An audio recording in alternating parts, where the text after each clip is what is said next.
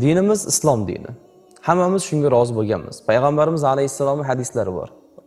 Raditu billahi robba va bil islami dina va bi Muhammadin sallallohu alayhi va sallam rasula. Kimki Allohni Rob ekaniga rozi bo'lsa, islomni din ekaniga rozi bo'lsa va payg'ambarimiz sallallohu alayhi va sallamni payg'ambar, rasul ekanlariga rozi bo'lsa, u inson inshaalloh karim jannatiy inson bo'ladi. Va bunga amal qilgan bo'lsa, inshaalloh Allohning huzurida katta ajrlar oladi. Xo'p, shunchaki rozi bo'ldim deb ketiladimi? Yo'q, balki unga amal qilinadi. Islom nimalarga buyurgan bo'lsa, o'sha din bilan yashaladi. Bizning dinimiz islom, Alloh taolo yuborgan eng oxirgi din, mukammal din. Bu din bizni doimo yaxshilikka chorlaydi, to'g'rimi? Ezgulikka chorlaydi, yomonlikka chorlamaydi.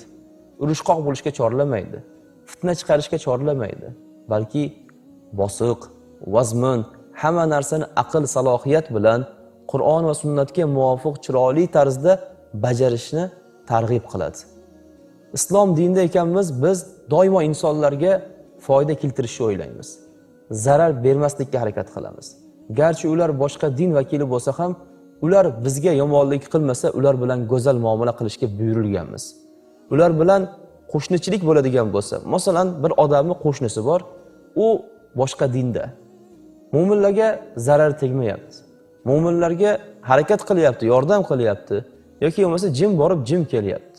Mana shu odamga biz qo'shnimiz tomonidan ekanligidan yaxshilik qilishimiz kerak va go'zal muomala qilishimiz kerak.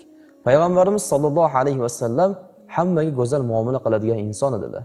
Payg'ambarimiz alayhissalom xulqlarini ko'rib insonlar dinga kirib ketardi, islomni qabul qilib olardi. Rasul akram alayhissalom xulqlarini Alloh maqtadi. Ulardan keyingi, ya'ni payg'ambarimiz alayhissalomdan keyingi barcha ulamolar payg'ambarimiz alayhissalomning xulqlari haqida kitoblar yozishdi. Bu xulq juda katta ishlarni bajardi.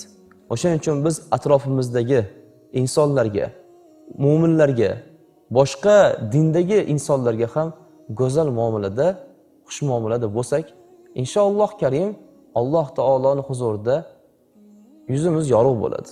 Dinimiz buyurgan vazifalarni bajargan bo'lamiz. Alloh bizdan talab qilgan ishlarni inshaalloh karim qo'limizdan kelgancha bajarishga harakat qilaversak, Alloh taolo bizga qiyomat kunida gunohlarimizni kechirishlik baxtini muyassar etadi. Alloh gunohlarimizni kechiradi. Qachon? Insonlarga go'zal muomala bilan yondashadigan bo'lsak.